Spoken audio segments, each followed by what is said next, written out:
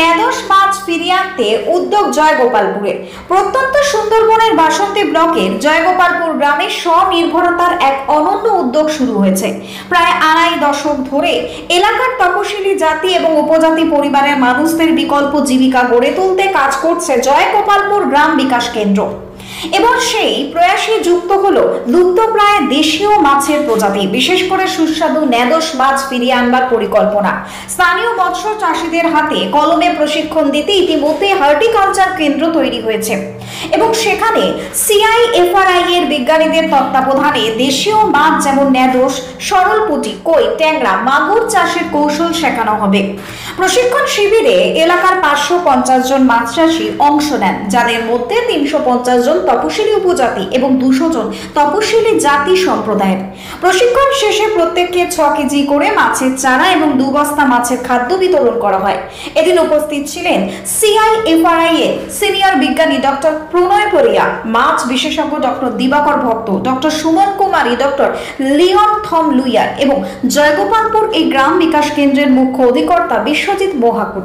চারা বিতরণ শেষে বিশ্বজিৎ মহাকুর বলেন, আমাদের লক্ষ্য একদিকে দরিদ্র এবং তপশিলি সমাজের মানুষকে অর্থনৈতিক দিক থেকে স্বাবলম্বী করা, অন্যদিকে অভয় পুকুরের মাধ্যমে বিলুপ্তপ্রায় দেশীয় মাছের বংশ বিস্তার ঘটিয়ে জীব বৈচিত্র্যকে ফিরিয়ে আনা।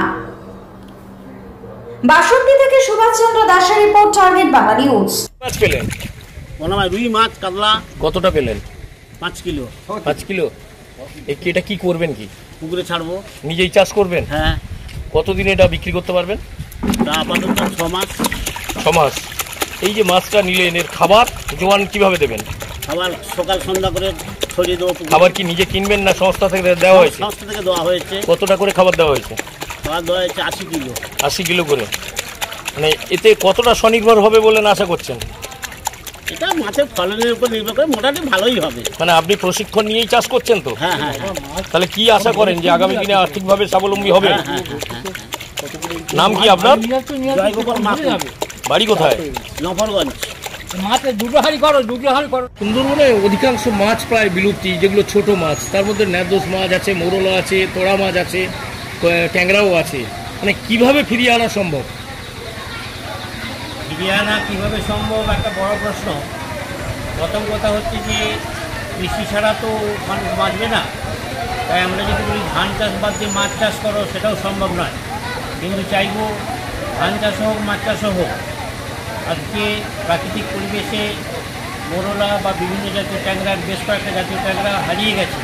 তার মূল কারণ হচ্ছে যে অতিরিক্ত মাত্রায় জৈব সার এবং কীটনাশকের ব্যবহার ফলে, এবং সেখানে কীটনাশক বা জৈব সার ব্যবহার বা নিষিদ্ধকরণ তা আমরা বলছি না, করতে হবে বৈজ্ঞানিক ভিত্তিকে সামনে রেখে এবং নিয়মকানুনগুলো মেনে। একটি চাষি ভাবলো যে আমি স্প্রে করলাম, 1 ক্যাপ 1 ছিপি দিয়েছি, ওই মরল না তো, মরার তাকে সময় দিতে হবে। যে পোকাটা 10 দিনে মরতো, তাকে তাড়াতাড়ি 3 দিনে মারার জন্য 3 ছিপি দিয়ে দিল, কিন্তু তাতেই পরিবেশের সাংঘাতিকভাবে ক্ষতি হবে। তাই আমরা বলবো দুটোরই সহাবস্থান থাকবে, বৈজ্ঞানিক নিয়মগুলো মেনে, যার ফলে স্থায়ী কৃষি পদ্ধতি, যেখানে ধান চাষও থাকবে, মাছ চাষও থাকবে, তা করা কিন্তু সম্ভব। এবং যদি দেখি আমরা যে এই মাছটা হারিয়ে যাচ্ছে, তাহলে সেই মাছের ডিমওয়ালা মাছগুলোকে প্রকৃতির মধ্যে যদি ফিরিয়ে দিই এবং মানুষের মধ্যে যদি আমরা এই মানসিকতা তৈরি করতে পারি, সেটাও নানাভাবে কাজ করবে, প্রত্যক্ষ বা পরোক্ষভাবে কাজ করবে। হারিয়ে গেছে আর হারিয়ে যেতে দেবো না। আমাদের যে জ্ঞান বুদ্ধি, বৈজ্ঞানিকরা গবেষণাগারে যে গবেষণা করছেন তার ফল মাঠে আসছে, তার যথার্থ প্রয়োগ হলে রেসিলেন্ট এগ্রিকালচার প্র্যাকটিস, স্থায়ীকরণ কৃষি পদ্ধতি মেনে চলতে হবে। এটা যদি সবাইকে আমরা মানাতে পারি, তাহলে কিন্তু উভয়েরও সহাবস্থান থাকে। যেভাবে কর্মযজ্ঞ শুরু হয়েছে, আশাবাদী কতটা যে ফিরিয়ে আনা সম্ভব? প্রথম কথা, এখানে ফিরিয়ে আনতে গেলে মানুষের সচেতনতা দরকার। জয়গোপালপুর গ্রাম বিকাশ কেন্দ্র যে বড় কাজটি করতে পেরেছে, আজকে দেখছেন এত মানুষকে, এত চাষিকে এখানে নিয়ে আসা হয়েছে। শুধুমাত্র বিনা পয়সায় মাছ দেওয়া হচ্ছে, সার খাদ্য দেওয়া হচ্ছে, তার জন্য কিন্তু এরা আসেনি। এরা সচেতনতার সাড়া দিয়েছে, ডাকে সাড়া দিয়েছে, সচেতনতার ডাকে সাড়া দিয়েছে বলেছে এই একটা বড় সাফল্য। এবং এই ধারাবাহিকতা যদি বজায় রাখতে পারে, ধারাবাহিকতা বজায় রাখবে জয়গোপালপুর গ্রাম বিকাশ কেন্দ্র নয়, রাখবে তার যারা বেনিফিশিয়ারি, তার সঙ্গে যারা যুক্ত আছে। সংস্থা তো সূচনা করবে, কিন্তু প্রদীপ জ্বালিয়ে দেবে। প্রদীপটাকে জ্বালিয়ে রাখার জন্য সবাইকে এগিয়ে আসতে হবে। এবং সচেতনতা আজ থেকে 30 বছর আগের কথা যদি বলি, সে তুলনায় সচেতনতা অনেক বৃদ্ধি পেয়েছে বলে আমার বিশ্বাস, এবং আরও বৃদ্ধি করবে। এই কাজ তো শেষ নয়, বলা যেতে পারে শুরু। এরকম বিশাল কর্মকাণ্ড চলছে, চলবে, চেষ্টা চলছে সরকারি স্তর থেকে, বেসরকারি স্তর থেকে যদি কিছু অনুদান আনা যায়, এবং সেই অনুদান সংস্থার বৃদ্ধি মানে সোসাইটি, সমাজের কল্যাণে যদি কাজে লাগানো যায়, সেটাই সংস্থার বৃদ্ধি। এই মন্ত্রে কিন্তু সংস্থা দিচ্ছে। আপনি একটা কথা যেটা বারবার বললেন যে প্রদীপ জ্বালিয়ে দেওয়া হয়েছে, কিন্তু সেই প্রদীপ যাতে প্রজ্বলিত থাকে তার জন্য কিন্তু বেনিফিশিয়ারিকে উদ্যোগ নিতে হবে। সেই দিক দিয়ে কি তাদেরকে প্রশিক্ষণ দেওয়া হয়েছে? যথেষ্ট, অনেকবার প্রশিক্ষণ দেওয়া হয়েছে। আজকেও একটা বিশাল প্রশিক্ষণ ছিল, এবং ব্যারাকপুরের সেন্ট্রাল ইন্ডিয়ান ফিশারি রিসার্চ ইনস্টিটিউটের কথিত যশা বৈজ্ঞানিকরা তাদের কথা দিয়েছেন, কথা বলেছেন, শুনিয়েছেন, তাদের উদ্দীপিত করেছেন, তাদের যে সমস্ত ভ্রান্তি ধারণাগুলো সেগুলো দূর করে নতুন জ্ঞানের সঞ্চার করেছেন। আর সবচেয়ে বড় কথা হচ্ছে চাষিদের মধ্যে মনোবল সৃষ্টি করা, সেটাও এরা করছে। আপনার নাম? আমি দীপক রঞ্জন মণ্ডল। বাড়ি তৈরি করবেন? ভাবছেন বাড়ি তৈরির সমস্ত সরঞ্জাম কোথায় পাবেন? চিন্তার কোনো কারণ নেই। সমস্ত চিন্তার অবসান ঘটাতে আপনাদের হাতের কাছেই আছে শৌর্য মার্বেল অ্যান্ড টাইলস। বাড়ি তৈরির সমস্ত সরঞ্জাম, ইট, বালি, স্টোন চিপ, সিমেন্ট, রড থেকে শুরু করে সমস্ত কিছুই পেয়ে যাবেন শৌর্য মার্বেল অ্যান্ড টাইলসে। শুধু তাই নয়, বাড়ি তৈরি করলেন, বাড়িতে পাথর বসাবেন, টাইলস লাগাবেন, বেসিন লাগাবেন, তাও পাবেন শৌর্য মার্বেল অ্যান্ড টাইলসে। Marble, granite, tiles, sanitary, bath fittings দ্রব্যর একমাত্র বিশ্বস্ত প্রতিষ্ঠান। আমাদের ঠিকানা হলো ভগবতী বালিকা বিদ্যালয়ের পাশে। আমাদের দ্বিতীয় কাউন্টারটি হলো গোঘাট 1 বিডিও অফিসের গেটের সম্মুখে। বিশদে জানতে কল করুন 9064236218 প্রোপাইটার রাজা বিশ্বাস, গোঘাট, বকুলতলা, হুগলি। সুন্দরবন থেকে বিভিন্ন প্রজাতির মাছ প্রায় লুপ্ত প্রায়, কি বলবেন?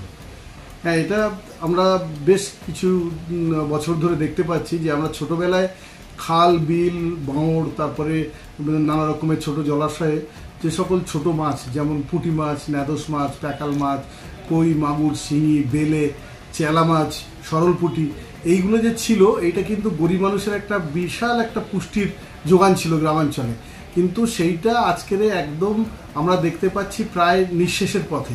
এই যে ছোট মাছের বংশ ধ্বংস হচ্ছে, এটা খুঁজতে গিয়ে আমরা বেশ কিছু চাষি, বিজ্ঞানী, নানা রকমভাবে বিভিন্ন প্ল্যাটফর্মে আলোচনা করা, তাদের সঙ্গে মতামত নেওয়া এবং নিজেরাও পর্যবেক্ষণ করে যা খুঁজে পেয়েছি, সেটা হচ্ছে যে আমরা যেদিন থেকে এইসব কেমিক্যাল ফার্মিং শুরু করলাম, যে আমাদের রাসায়নিক দিয়ে আমরা বেশি বেশি অধিক ফসল ফলাবো, রোগ পোকামাকড় মারবো, সেইটা করতে গিয়ে আমরা অজান্তে আমাদের ছোটোখাটো এইসব খালে বিলে যেসব জায়গায় আমাদের এই ছোটো মাছগুলো বংশ জন্মাতো, তাদের বাস্তুতন্ত্রটাই পুরো নষ্ট করে ফেললাম। এবং তাদের যেটাকে বলে যে জীব সাধারণত তার বাস্তুতন্ত্রটা খুব ভীষণ গুরুত্বপূর্ণ। বিশেষ করে যারা এখন আমরা এই পরিবেশ নিয়ে চর্চা করছি, তারা সবাই জানি যেমন বন্ধু পোকা মারলে পরে ফসল কমে যাচ্ছে, হ্যাঁ, সেখানে মৌমাছি, ভ্রমর, এগুলো যাতে না মরে সেগুলোকে এখন সংরক্ষণ করার কথা সবাই আমরা চিন্তা করছি। তেমনি এই ছোটো মাছের বংশ কেমিক্যাল ফার্মিংয়ের কারণে যেমনি নষ্ট হয়েছে, তেমনি আরেক ধারে নষ্ট হয়েছে কি না, আমরা এই ধান চাষের নাম করে গ্রীষ্মকালে যত ক্ষেত খামারি, বিলে, ঝিলে, খালে যা জল ছিল সেগুলো সব শুকিয়ে ফেলেছি। শুকিয়ে ফেলে সেই জলে কুলায়নি, আবার আমরা গ্রাউন্ড ওয়াটারকেও তুলতে শুরু করে দিয়েছি। কিন্তু মূল এই ছোটো মাছের উপরে যে প্রভাবটা পড়েছে, তারা যে বর্ষা আসলে তারা যে বংশবৃদ্ধি করবে, তারা তো বেঁচে থাকলে তবে তো বংশবৃদ্ধি করবে। যখন গ্রীষ্মকালে পুরো জলটা তুলে নেওয়া হলো ধান চাষের জন্যে, তখন সে আর বংশবৃদ্ধি করতে পারলো না। তার সেই পুকুরগুলো গ্রীষ্মকালে পুরো ফেটে হাঁ হয়ে যেত। তা সেই বংশই যখন থাকলো না, তখন এরা ফিরে কোথায় আর ডিম ফাড়বে আর কোথায় কী করবে? লুকিয়ে টুকিয়ে কোনো রকম কোনো 2-4টে জলাশয় যেগুলো আছে সেইগুলো থেকে এরা আষাঢ় মাসে আবার বেরিয়ে হয়তো একটু আধটু ডিম টিম পাড়ে, কিন্তু তাও সেই ডিম অধিকাংশ ফার্টিলাইজ হয় না, কারণ সেই ধরনের ঘাস চুচকো, বারবার বলছি যে এদের একটা পুকুরের বাস্তুতন্ত্র আছে, এই ছোট জলাশয়েরও একটা বাস্তুতন্ত্র আছে, সেখানে নানা রকম ঝাঁঝি এরা সব থাকতো, শ্যাওলা, সেইখানে এরা সব বেঁচে থাকতো, তাদের ডিম পাড়তো। তা সেইগুলো আমরা সব নষ্ট করে ফেলেছি মানুষ, যে কারণে আজকে এই সংখ্যা কমে যাচ্ছে। আমাদেরকে নতুন করে এখন অভয় পুকুর নাম দিয়ে কিছু কিছু পুকুর গ্রামে চিহ্নিত করে সেইগুলো যাতে সারা বছরে জল পাওয়া যায়, এবং সেইখানে আমরা স্বনির্ভর দলের মায়েদেরকে উদ্বুদ্ধ করে যার পুকুরে যেটা পাওয়া যাচ্ছে, কারো পুকুরে সরলপুটি পাওয়া যাচ্ছে, কারো পুকুরে এখনও বেলে মাছ আছে, কারো পুকুরে চ্যাং মাছ আছে, কারো পুকুরে নাদোস মাছ 2-1টা দেখা যাচ্ছে, সুন্দরবনের 2-1টা কোনো পুকুরে খুঁজলে হয়তো 20টা গ্রাম খুঁজলে হয়তো 2টো পুকুরে পাওয়া যাচ্ছে।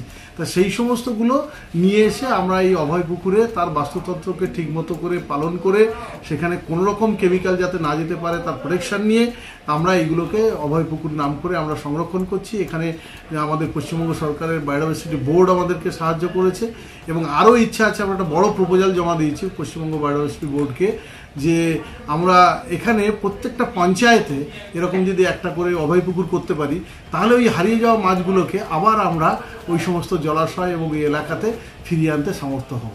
এটাই আমাদের একমাত্র ইচ্ছে, যে আমরা আজকে সবাই জানি সাস্টেনেবল ডেভেলপমেন্ট গোল, সবাই আমরা বলছি যে মানে মাটির উপরের জীবকে বাঁচাচ্ছি, কিন্তু ওখানে বিশেষ করে বলা আছে সাস্টেনেবল ডেভেলপমেন্ট গোলে যে জলের তলায় জীবকে বেশি করে বাঁচাবার চেষ্টা করা হোক, সংরক্ষণ করা হোক। তা সেইটাও আমরা পূরণ করার চেষ্টা করছি, এবং এখানকার পরিবেশ যাতে সুস্থ থাকে এবং সমস্ত জীবরা যাতে আমরা একে অন্যের সঙ্গে সহাবস্থান করে আমরা টিকে থাকতে পারি। আর বিশেষ করে মাছ, পশ্চিমবাংলায় যেখানে ভাতে মাছে বাঙালি, এবং সেখানে মানে গরিব মানুষের মাছ বলতে কিন্তু ওই ছোটো মাছ, বড় মাছ হলে গরিব মানুষ পয়সার তাড়নায় তারা বাজারে বিক্রি করে দেবে, কিন্তু এই ছোটো মাছ হলে 2টো এনে অন্তত লাউর সঙ্গে, শাকের সঙ্গে, ঢ্যাঁড়সের সঙ্গে এনে কিন্তু তারা রান্না করে খায়। তা এইটা আমরা ফিরিয়ে আনতে যদি সামর্থ্য হই, তাহলে আমাদের গর্ভবতী মায়েরা যারা রয়েছে গ্রাম বাংলায়, তারা আর অপুষ্ট বাচ্চা প্রসব করবে না, সেক্ষেত্রে স্বাস্থ্যের একটা বিরাট উন্নতি হবে। এটা একটা বিরাট অ্যানিমাল নিউট্রিশন সোর্স, সেই সোর্সটাকে আমরা অন্তত গ্রামে গঞ্জে এনশিওর করতে পারবো।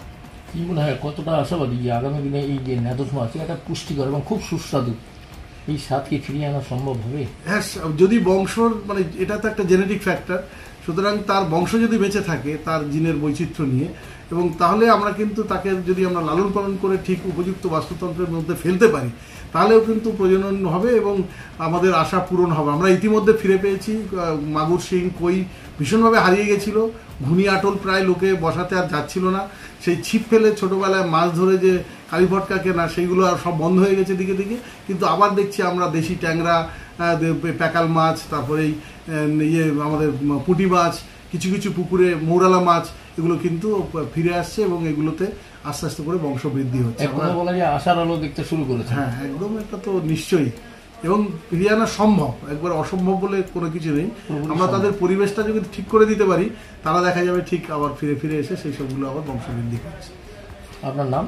আমার নাম বিশ্বজিৎ মহাপুর, আমি শিক্ষক আদিবাসী জয়গোপালপুর আদিবাসী প্রি প্রাইমারি স্কুলের, এবং আমি এমনিতেই একজন সমাজ সংস্কারক হিসেবে বলতে পারেন, কিংবা সমাজসেবী হিসেবে নানা জায়গায় নানা গ্রামে একটা সংগঠনের মাধ্যমে প্রচুর জীবিকার মানুষের জীবিকার উন্নতির ব্যাপারে কাজ করে থাকি।